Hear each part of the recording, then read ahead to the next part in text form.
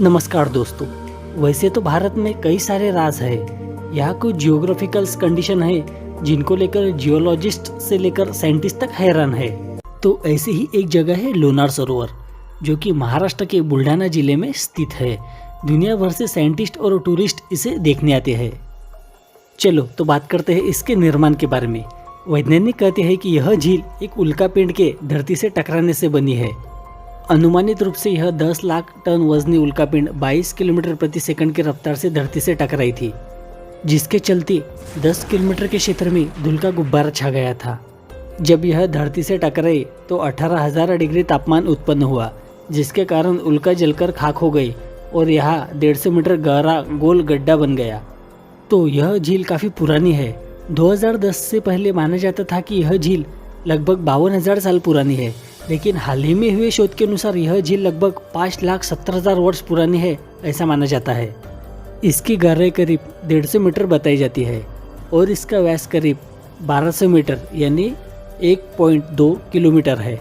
70 के दशक में वैज्ञानिक मानते थे कि यह झील ज्वालामुखी के कारण बनी होगी, लेकिन यह गलत साबित हुआ, क्योंकि अगर यह ज्वालामुखी से बनी होती तो 150 मीटर गहरी नहीं होती। लोणार झील का जिक्र ऋग्वेद और स्कंद पुराण में भी मिलता है। पद्य पुराण और आइन-ए-अकबरी में भी इसका जिक्र है। कहते हैं कि अकबर इस झील का पानी सूप में डालकर पीता था। हालांकि इसे पहचान 1823 में मिली, जब ब्रिटिश अधिकारी जे अलेक्जेंडर यहाँ पहुँचे थे। लोणार लेक के पास ही उल्कापिंड टकराने से 2 झील और बनी थी, हालांकि दोनों अब गायब हो चुकी है। 2006 में जब यह झील सूख गई थी तो गाँव वालों ने इसमें पानी की जगह झील और नमक और अहम खनिजों के छोटे बड़े चमकते हुए टुकड़े देखे थे, पर बारिश आने के बाद फिर यह झील भर गई। नासा के वैज्ञानिकों ने माना है कि इस तरह की झील मंगल ग्रह की सतह पर देखी गई, जिनका निर्माण बेसाल्टिक चट्टानों से होता है। इस झील के पास एक कुआं मौजूद है, जिसके आधे हिस्से का पानी खारा और आधा मीठा है। इसी कारण इसे सास बहू का कुआं भी माना जाता है। हाल ही में इस झील ने अपना रंग बदला था और यह गुलाबी हो गया था। इस झील का वर्णन पुराणों में भी मिलता है। पौराणिक कथाओं के अनुसार लावणासुर नाम का दैत्य था। उस दैत्य का भगवान विष्णु ने अंत किया। उस नाम के अनुसार इस सरोवर और परिसर को लोणार नाम मिला।